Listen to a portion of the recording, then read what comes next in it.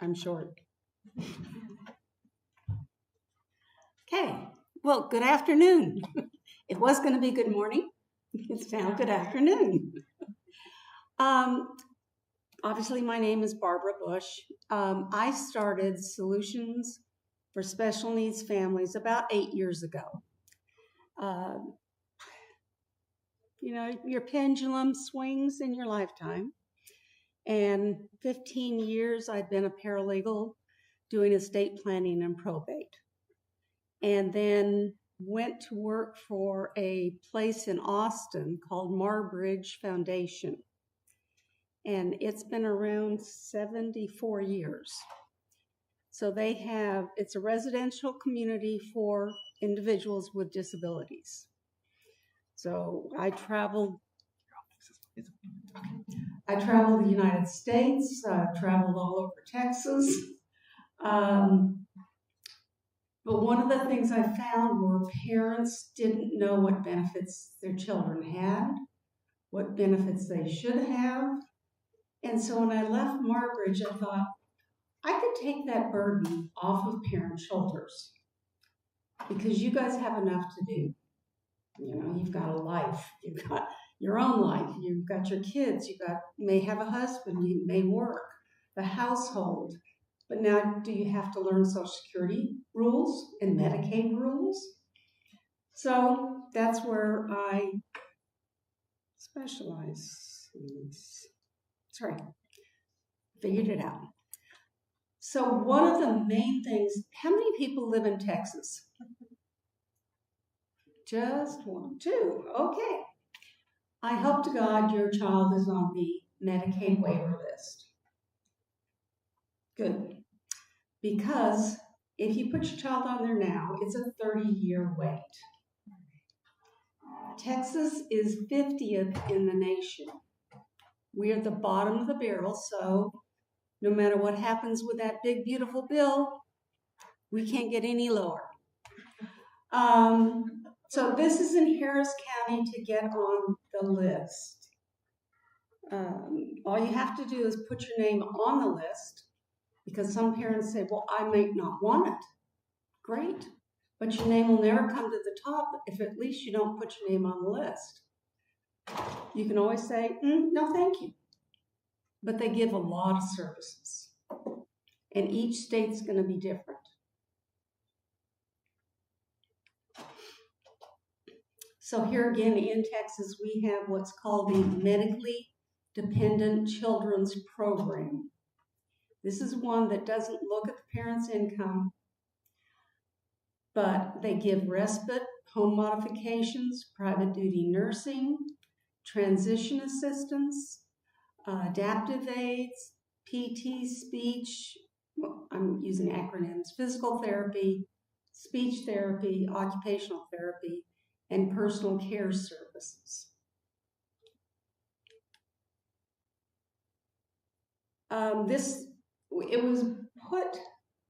It was created to keep, the waivers are created to keep people from having their children have to go into a nursing home. Because, they don't want any of the kids institutionalized. Now, the trick is for two of you, if your child is in the hospital, you can escalate and get into the top of the waiver list.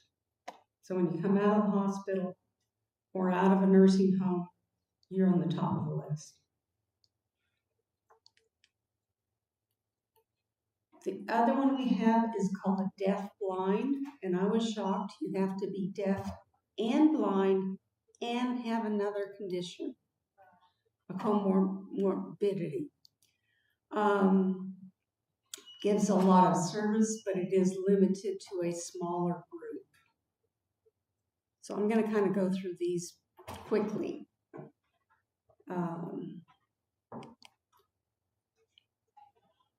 So to get into any of these waivers, you have to have a certain IQ. And the IQ has to be 70 or below.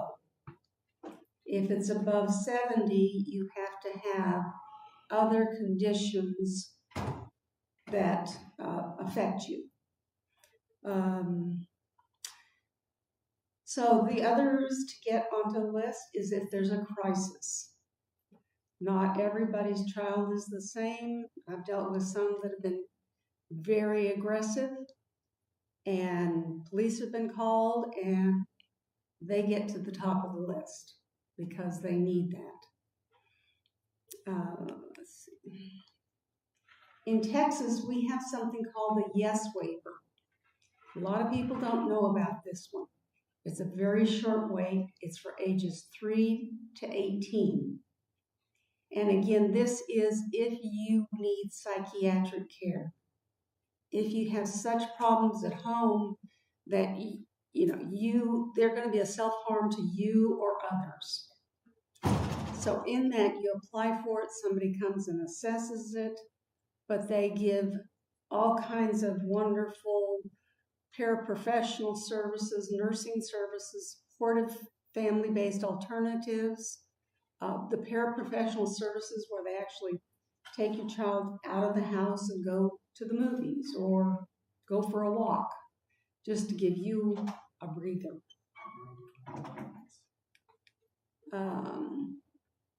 So the yes waiver is statewide. Waiting lists are much younger. Children with autism sometimes have been denied other waivers and can be eligible for this waiver. Now, if you live in California and you've got some great services and you think, God, Texas is such a nice place, I'm going to move there. You've lost all your services. Waivers are state by state. So just because you've got great services here, you go to the bottom of the list in Texas. I mean, I literally talked a gentleman out of moving from New Jersey. I said, do you have to? Is it mandated? Well, no, I can work from home. I don't have to move. Don't move. Take your house off of the market. And he did, because his daughter would have lost all her services. So, let's skip over this again. In Texas, again, if you're not on a waiver but you need Medicaid, you can actually have a program that's called buy-in. So you can get Medicaid, but you may have to pay a premium. Okay, so if your child had SSI, went before 18, and then they had Medicaid, you have to reapply at 18. Now, this is nationwide. Now we're talking Social Security government benefits, because the criteria for a child to get Social Security benefits is different than an adult. So you have to start over from scratch and reapply.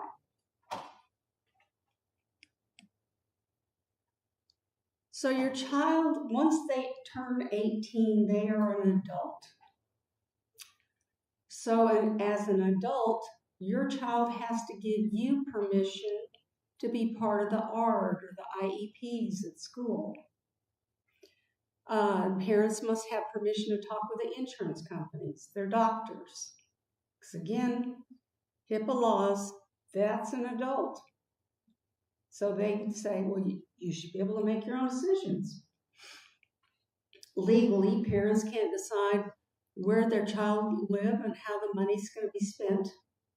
So you've got to ask yourself, can my child do that? And it's a lot more than that is, could they manage money? Could they be safe outside of my house? Could they open a credit card and understand how to balance the money that they don't have? Because that's what incompetency means. So the options you guys have, and I'm going to take a caveat because I know Michigan does not accept a supported decision-making agreement.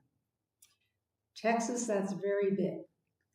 It means that you and I are going to agree And we're going to sit down and say, okay, we're going to put our initials here because we agree that if there's going to be a medical decision, you and I are going to talk about it. If there's something with school, you and I are going to talk about it.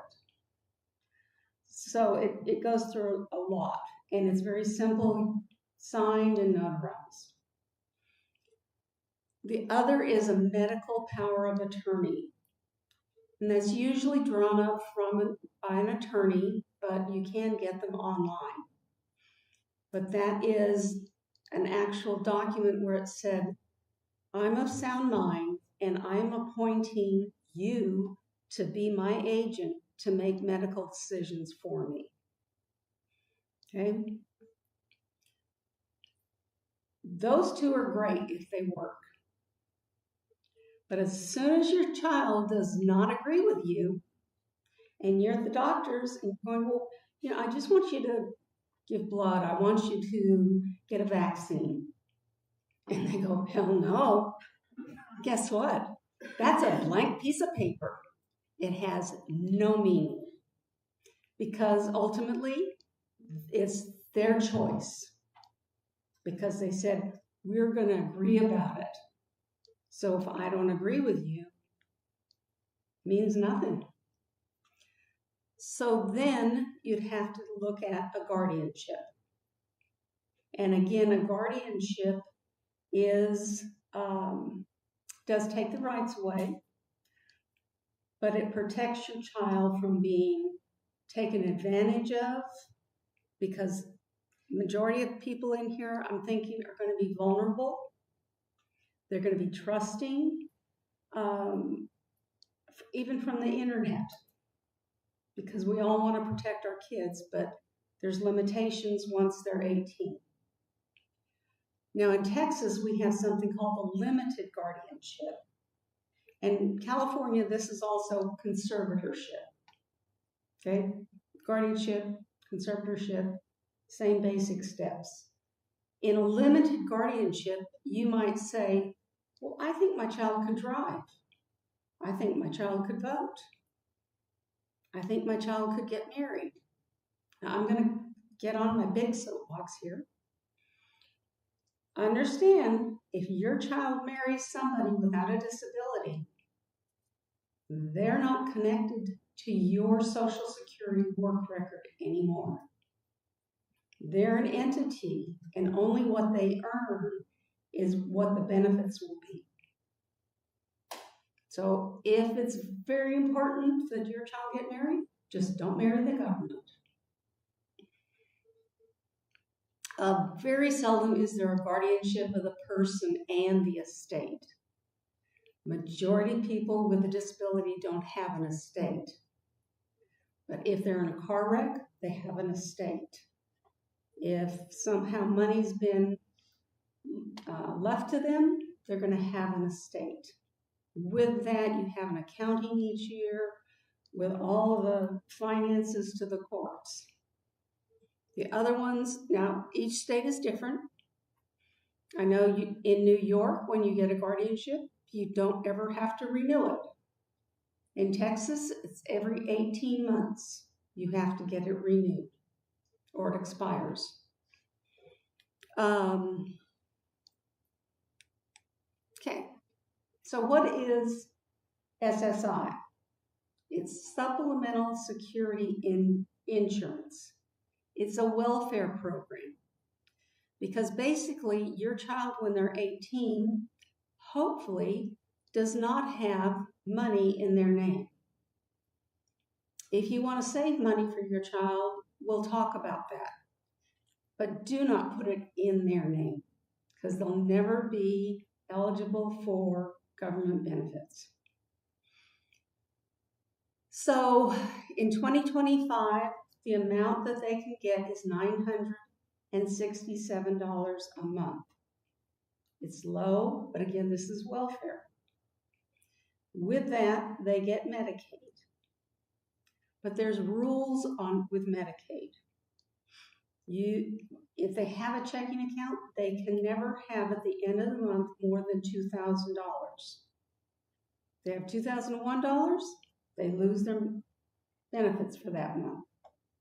And if you had to go to the hospital and no insurance, that's something for, we keep, everybody in my office keeps saying, don't go over the 2,000.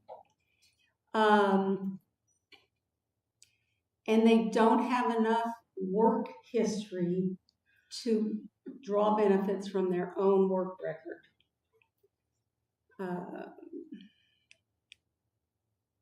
So Social Security puts income into two slots. There's unearned, meaning I didn't work for it and I didn't get wages. And then there's earned income. So unearned income, when I say Title II, that would be Social Security Disability and Social Security Retirement Benefit. There's VA benefits, assets and gifts, child support. I'm going to go into that one. Also, earned income, shelter. If you let your child live at home and they're not paying you rent, Social Security says that's income to them. So we're going to take a third of your benefit away. And then wages. So divorce is high. Divorce is even higher when you have a child with special needs. It's more stress on the family. I know in Texas, and I think it is probably nationwide, you can get child support for the rest of your child's life. Because that disability doesn't go away at 18. It's still there. And there's still the need that the custodial parent's going to need help. Well, if you receive child support, government says that's income to the child now because they're 18. Now, unless your child support is under $967, then they lose Medicaid and SSI too.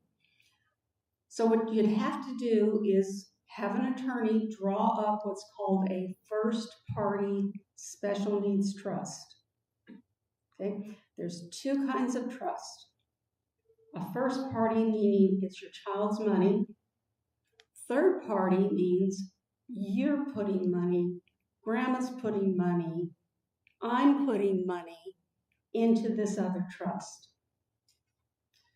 The one that's a first party, you want to be able to spend that first because guess what? Unless you live in California, there's a couple of other states. Medicaid has a clawback provision. So when your child dies, if we have spent any money on your child, we get paid first. Okay? If it's in a third party, you say, hey, when my child dies, I want it to go to the sibling, or I want it to go to somebody else. You can pick who you want it to go to. Both of those trusts do not count as an asset for your child.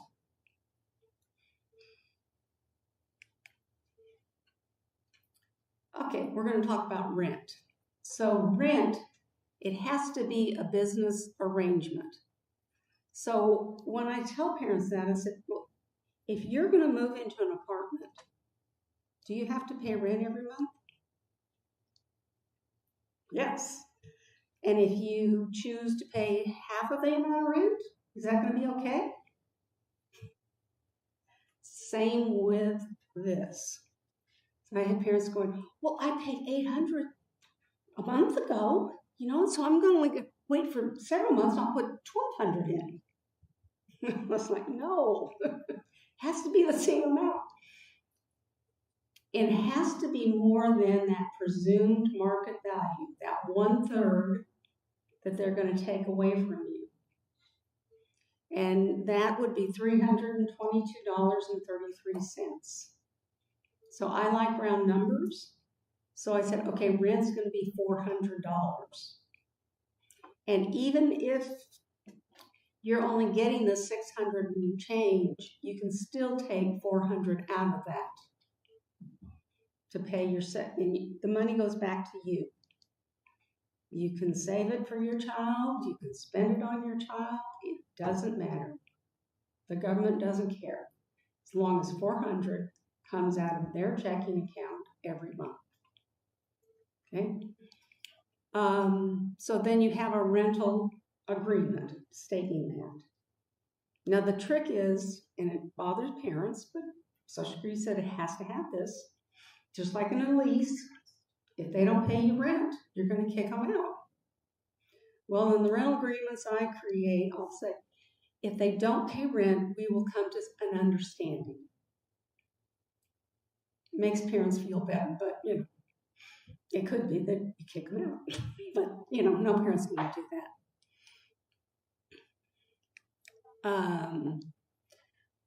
So how many have heard of an ABLE account? Good. So ABLE accounts are set up, they were created to create, it's an Achieving a Better Life Experience program. And so a person with disabilities can have more than $2,000 in their name. Now there are different states that you can open an ABLE account, even if you don't live there. I never recommend Texas. Texas isn't a bank. They have no routing number. So you can't have anything directly deposited into a Texas ABLE. So I recommend California, Maryland, Oregon, and Virginia. Those states don't care where you live. Now they all still have that, unless you live in California, they have no Medicaid clawback. For a Texan opening an ABLE in California, they do have a clawback because you're residing in a clawback state. But this is a good way to, if it's your checking account that's getting your Social Security benefits getting high, you can sweep money out and put it in your ABLE account. Now there's another use for the ABLE account is, how do you pay rent when your child has no money and so they don't have Social Security yet? So you put money into the ABLE account, you're the administrator, it's for the benefit of your child. So you put money in, you're going to love it, and you take money out, pay yourself. Now you can turn around and put that money back in the ABLE account and turn around and pay yourself. It makes Social Security happy, and that's all we want.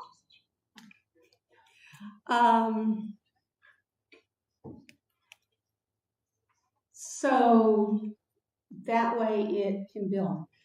So have you ever heard of a 529C for college? Okay, so we're going to say you have put money into a 529C for college for your child, and they're not going to college. You can roll money over into that ABLE account because neither one of them, unless if you have another child, you can put it in their name, but neither one counts as an asset. But this year and next year, it's not going up, you can only put $19,000 in per year.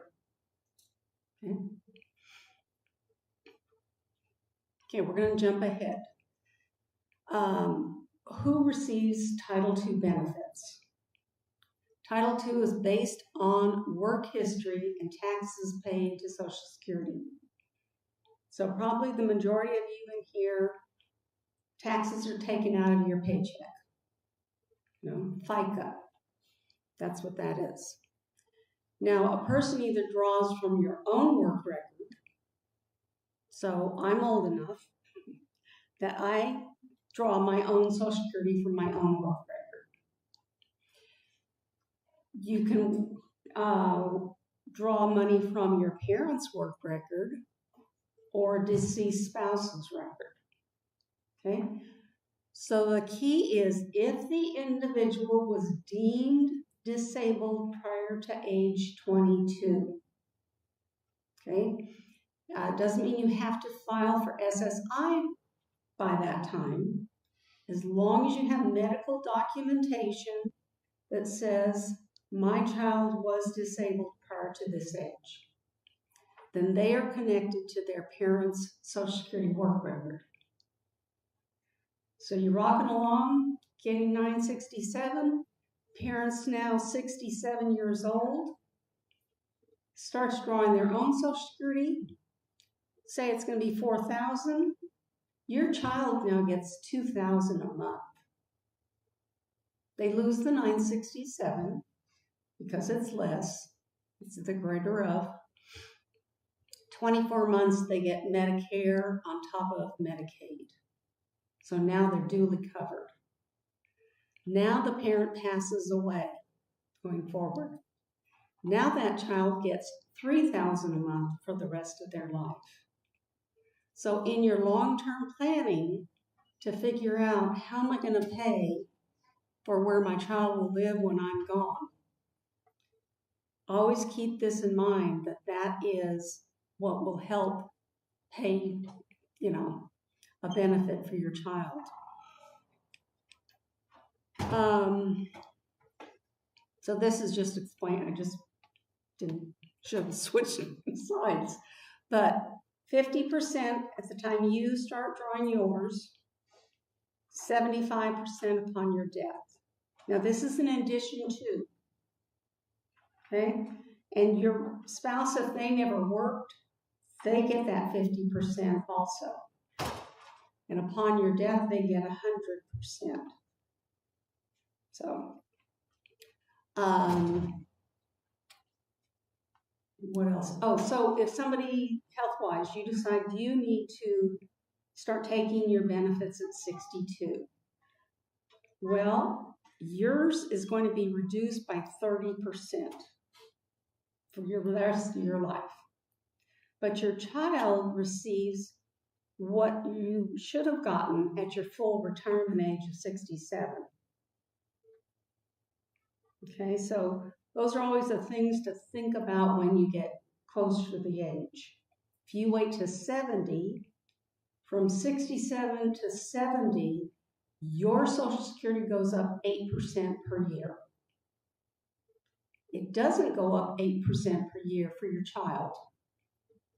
Okay, it only helps the parent. Child's still going to get full retirement age benefit.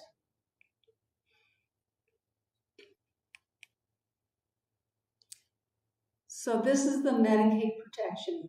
I'm not sure about your state, but Texas loves to take away Medicaid. It's just their goal in life. They did the rewinding, is what they called it, after COVID, after like 5 years of COVID benefits. And they dropped 10 million people in Texas. Yeah, just dropped them. So you had to reapply and fight to get your benefits back. So there's a form called the H1200 or the H1200EZ form. You have to submit that with medical documentation and everything else that they ask for. But there is a provision that said, Medicaid, you can't take away that benefit because my child is now a disabled adult child, a DAC. And that provision says if that child had SSI prior to you retiring, prior to this event happening, they're still eligible for Medicaid. So we have to fight Social Security all the time by using this. I mean, this is what the law says. Now, you tell me why.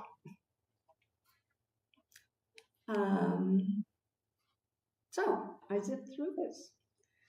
So obviously I'm in Texas, wherever you are, take down my phone number. I don't charge to talk. I charge if you say, I want you to file for Social Security for me. Then we'll talk about a price. But if you just have questions like, what was that you said? What did that mean? Or you say, oh, my child is going to go to work. What happens then? Because your child can work. Don't ever let somebody say no, okay? Because they can. You're going to lose part of their SSI, but they can work. All right? Any questions? Thank you. You said that we could escalate a child's getting to the top of the waiver list if they're hospitalized. Does that include a psych hospital? Possibly, but definitely a nursing home. If they had to go to a nursing home for one night, then they, because they want to get you out of a nursing home. Okay. So I have a question about SSI. My daughter, I applied for her for SSI, and they did, they went through, they did the whole evaluation, and they said even with her disability, she can still work a simple job. But I couldn't really do the appeal because I don't have guardianship over her, and she doesn't understand the appeal, so they wanted her to do the appeal. Okay. So, and since she's working over 22 hours or 20 hours, they said no lawyer would touch her. What state? Arizona. Okay. Social Security's wrong, but they're wrong a lot. Majority of the people I represent, parents don't always have guardianship, but the parents fill it out, and you say, written or scribed by Sally Smith by Mary Smith. Okay? So you can still do it all. I mean, that's like a third party. We're considered a third party, and we can file appeals, we can file Social Security, applications. Okay?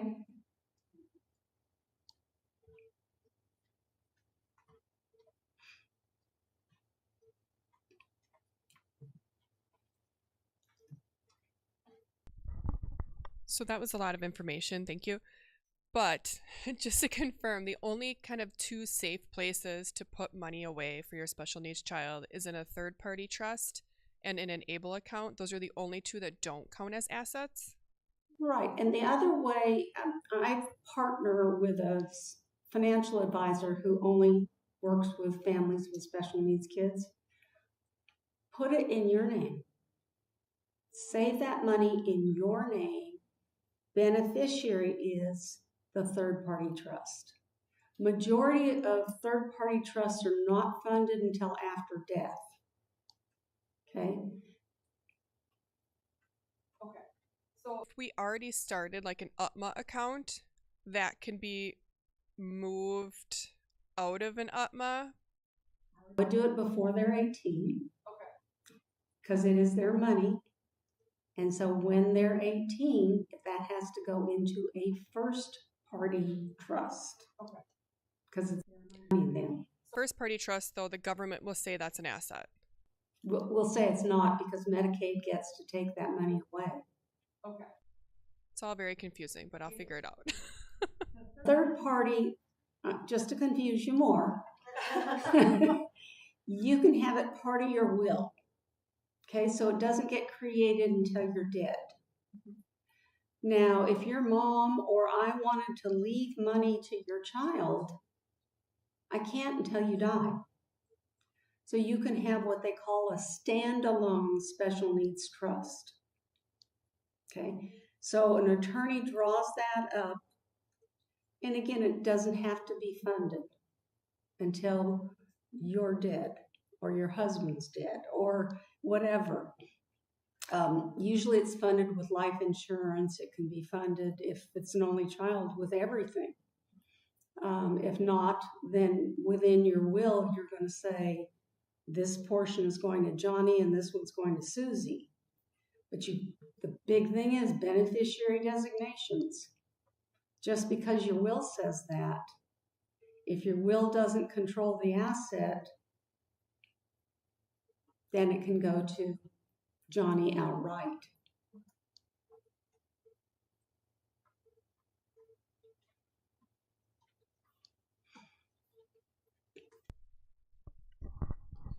Thank you so much for all that you've presented for us. Like she said, it's a lot.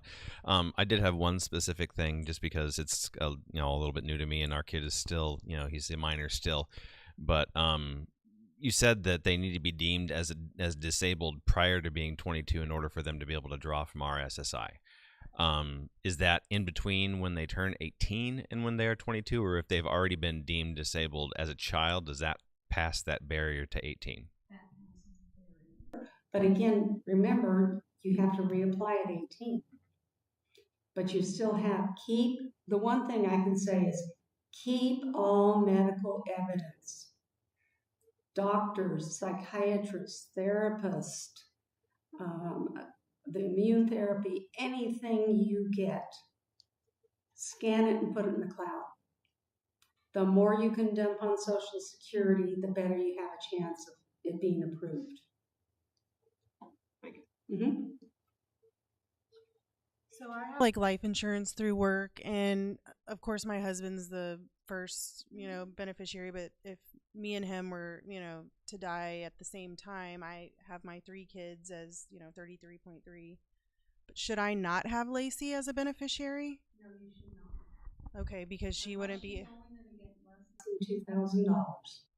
So I should just put half in my other 2 kids. Or a third into a special needs, into her trust.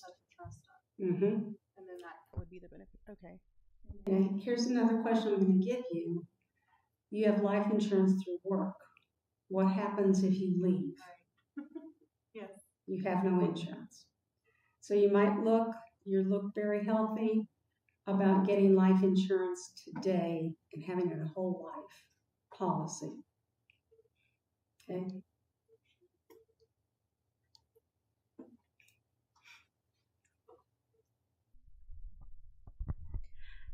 Hey, Barbara, thank you so much for being here. Well, I just had a question. We have a daughter who is on the verge of turning 18, and she's got wonderful services, and so we're working on the Social Security piece. We were told to wait to set up the appointment until about a month before she turns 18. Okay. All right. I'll let you explain that one after. But you had mentioned about not having income unless we want her Social Security reduced. I was under the impression that they could earn up to a certain amount, or is that for different type of Social Security? First, let's address, you can't file for SSI until the month after your child is 18.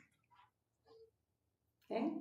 You don't always get the right answer from Social Security.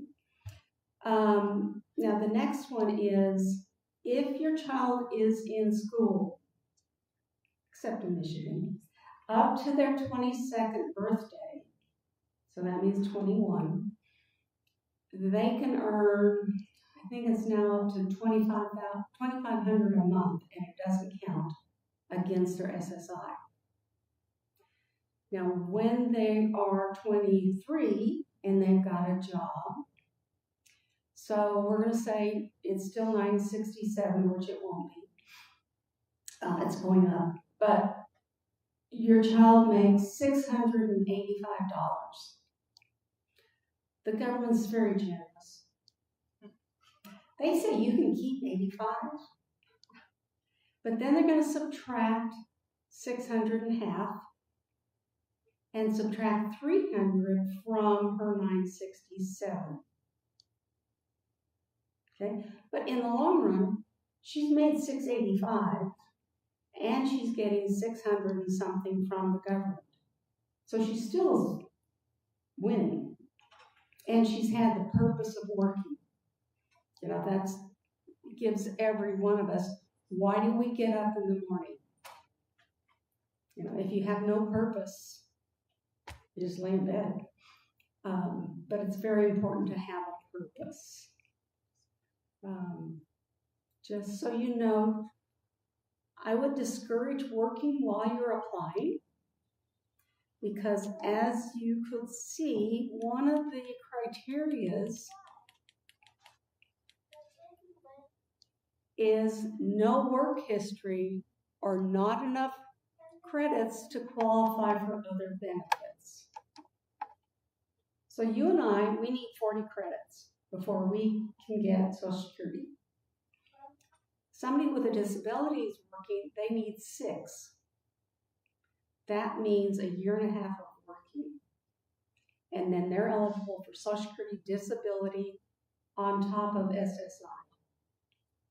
Because believe me, it's probably not going to be their Social Security benefit working a year and a half. It's not going to be more than 967.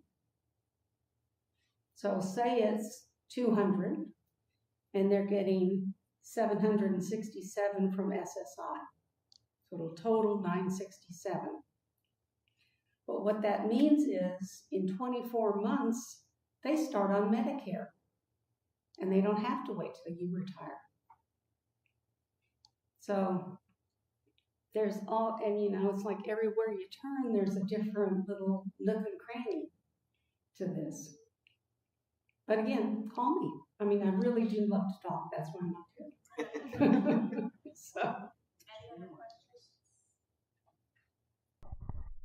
Thanks. This is a lot of information. So my son, he's almost 19. So he finally got approved for SSI. But they said that he wouldn't qualify for disability SSI because he's been working. Even before this, he's had a job, not working a lot, but a little bit. So he doesn't have enough work credits to qualify for Social Security disability insurance. Okay, he qualifies for SSI, but until he has those 6 work credits, he's not going to get his own Social Security disability. How do I know when you qualify? Well, how much does he make a month? it's not that much. Maybe 400 tops, if that. Okay. So with that, they look at its quarters. So we have 4 quarters. So in 3 months, he's making at least $1,200. I'm 90% sure I don't have. That was the one handout I forgot. But he would say he would get a credit, and he keeps going. So you can get 4 credits a year, but you have to make a certain amount in 3 months. Okay. And he may need to make a little bit more than $400 a month. Okay? But that's, once he gets to that point, they're going to notify you, because they have to give you the maximum of whatever he's entitled to. Okay? Mm-hmm. Any other questions? All right. Thank you so much for your knowledge and your information. Very helpful.